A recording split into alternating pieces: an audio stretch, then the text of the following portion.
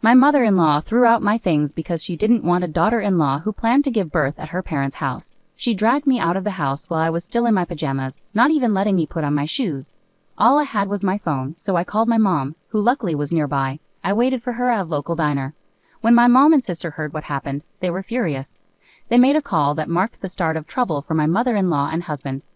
My name is Katie, and I'm 28 years old. I married Sam, who is 30 a year ago. His father runs a big company, and Sam is being groomed to be the next CEO.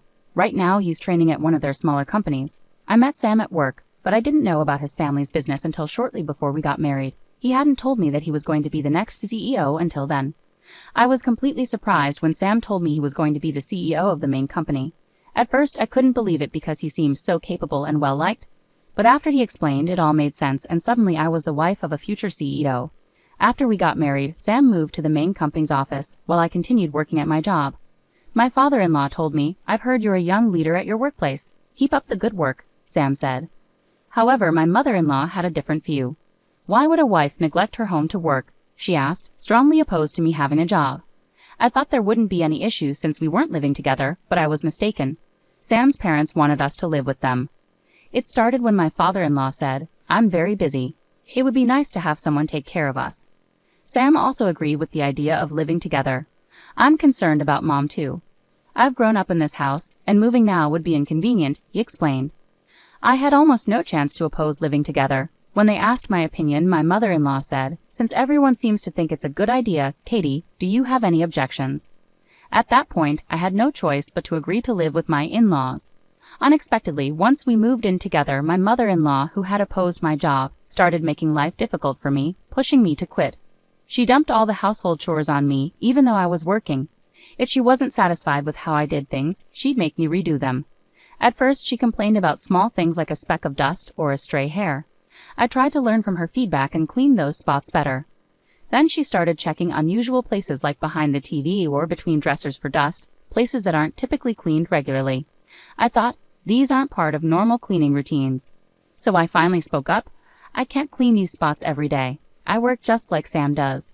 I'll do a thorough cleaning on weekends, so there's no need to redo everything today, right?" My mother-in-law got angry and snapped back. "How dare you talk back to me like that? Times have changed. It's unheard of for a daughter-in-law to be so bold." In her anger, she called for Sam. "Sam," Katie yelled at me. I had gently pointed out areas she missed while cleaning, thinking it was for her benefit. But she portrayed herself as the victim, shedding fake tears to Sam. I hoped Sam would understand and support me. "Mom, Katie is working too. Maybe you could go easy on her," I thought. But reality was different. "Why did you upset Mom like that? She was only trying to help. Why are you getting upset?" Sam scolded me. In the end, Sam sided with his mother. That's when I realized the only person I could rely on in that house was my father-in-law. But he was rarely around due to his busy schedule. I had to fend for myself. That's how it went. After that, I stopped confronting my mother-in-law. It didn't matter what I said. She would always tell Sam, and I would end up feeling down. It seemed better just to quietly listen to her. That's the approach I started to take, knowing Sam wouldn't support me. It was the only way to have some peace in that house. I lived like this for a year, but then I started feeling unwell and decided to see a doctor. It turned out I wasn't just sick, I was pregnant. I wondered how my in-laws would react to the news. With a glimmer of hope, I first told my husband. "You know how I've been feeling off lately. I went to the doctor, and guess what? I'm pregnant," I said. "Wow, that's great. So I'm going to be a dad, huh? Can't wait. Do we know the gender yet?" Sam exclaimed. "Not yet. Does it matter to you?" I asked. "Of course it does. It has to be a boy," Sam replied. As I suspected, Sam was his parents' only child. I had a feeling that having a boy might be important for someone to take over the family business. What if it turns out to be a girl? I started to worry about how the baby's gender might be received. "Don't worry, I'm sure it's a boy," Sam reassured me. But I wasn't so confident. We decided to tell his parents only after finding out the gender. Eventually, we learned it was a girl. I was thrilled, though I had no intention of discriminating based on gender. Sam, however, reacted differently. "What? A girl? Are you sure? Get it checked again," he said. Seeing Sam's disappointment made me anxious about how my mother-in-law would react. I dreaded telling her. Despite Sam's initial reaction, we couldn't avoid sharing the news with our in-laws. Eventually, I persuaded Sam to break the news to his parents. "Well, I'm pregnant," he announced. "That's wonderful, Katie. We're finally going to have our first grandchild." my father-in-law exclaimed happily. My mother-in-law, however, asked right away, "So, what's the gender?"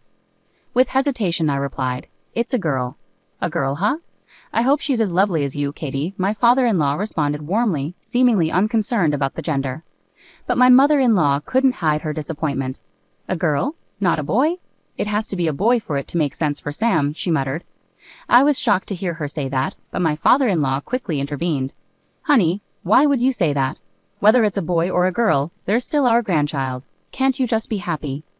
After my father-in-law scolded her, my mother-in-law seemed a bit down, but I knew it wouldn't last long. Sure enough, as soon as he left for work, she confronted me. "Just because you're pregnant doesn't mean you can slack off on the housework. You're not planning to quit your job, are you?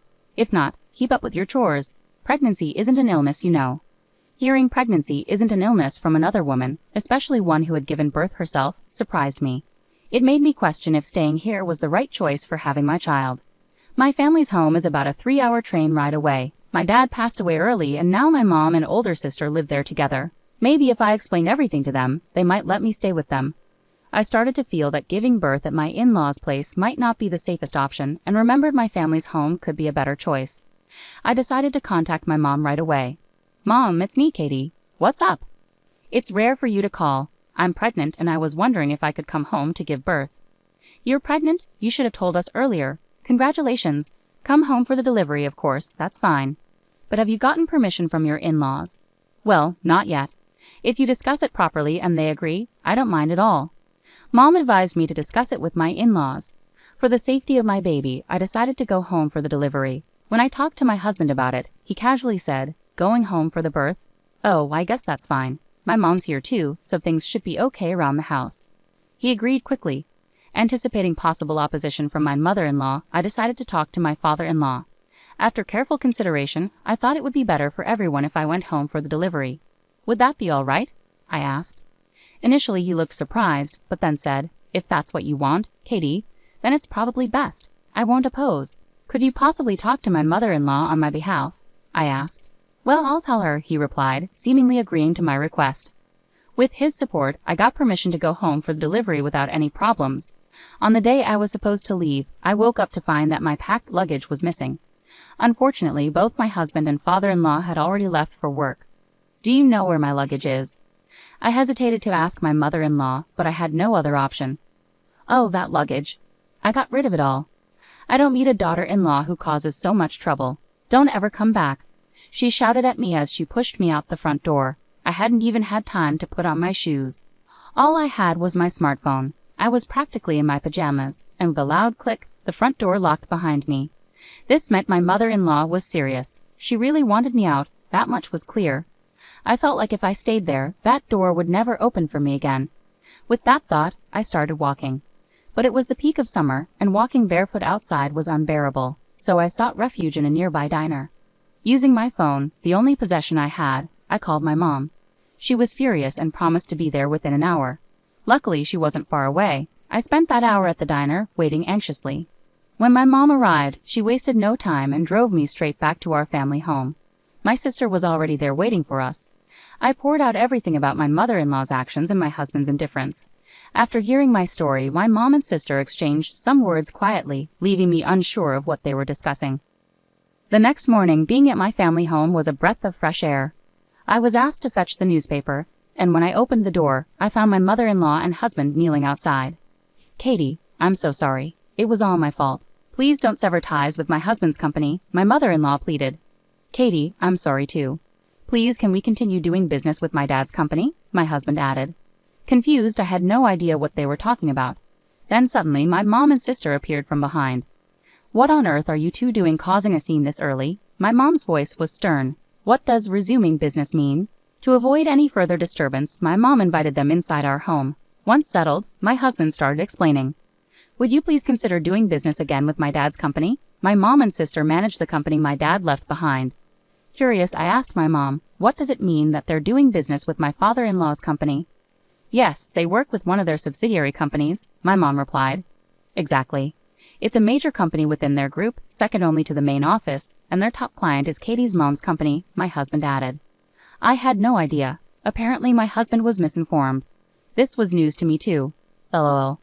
Come to think of it, I remember my mother and father-in-law mentioning something about always being indebted to each other when they first met. I recalled. I cannot continue doing business with a family that would send my daughter out in such a state with just her phone. I'm stopping our business dealings, my mom declared firmly. My mother-in-law looked visibly shaken and pleaded, please, I beg you. I'll do anything. Could you reconsider stopping the dealings with my husband's company? At that moment, my sister chimed in with a smirk. You said you'd do anything, right? So you'll agree to Katie's divorce, and naturally you'll pay alimony and child support, right? I silently thought, bringing up my divorce now, well played. Actually, before contacting my mom yesterday, I had spoken to my husband. His response was, it's what you deserve, isn't it? I found myself agreeing with my mom's decision. I no longer had any remaining affection for him. I would have brought up divorce anyway if my sister hadn't. But thanks to her timing, the conversation seemed to be turning in our favor. My mother-in-law then asked reluctantly, yes, even if it means agreeing to a divorce, will you resume business with my husband's company? With a confident smirk, my mom took out her phone and began speaking into it. It seems this lady here agrees to my daughter's divorce. From the speaker, my father-in-law's voice echoed, got it. Hey, is Jenna there? Jenna, I'm divorcing you, and Sam, you're fired. Those were the conditions set for resuming business. Additionally, my mom declared, I cannot forgive the two of you for how you treated Katie. You both deserve to be punished. As a result of my father-in-law's decision, my mother-in-law lost her husband, and my husband lost his job, income, and family support. The story continued with a challenging divorce between my in-laws, which eventually went through, reportedly settled by a top-notch lawyer from my father-in-law's side. During the divorce proceedings, assets were divided, and my mother-in-law ended up paying a significant sum in compensation to my husband and me. I, too, went through with the divorce. Living harmoniously with a husband who only followed his mother's wishes was no longer an option for me. I received compensation for the pain caused by my mother-in-law and husband, along with child support for our unborn child. They paid a significant amount from their savings but had to take on debt. With my father-in-law and mom's influence, my husband struggled to find a new job and eventually had to switch careers. He quickly moved into customer service, but underestimated the role and faced numerous complaints, leading to his swift termination. Now he's living with his mom and barely scraping by with daily wage jobs. My mother-in-law and husband, once accustomed to a lavish lifestyle thanks to my father-in-law, now reside in a small one-bedroom apartment.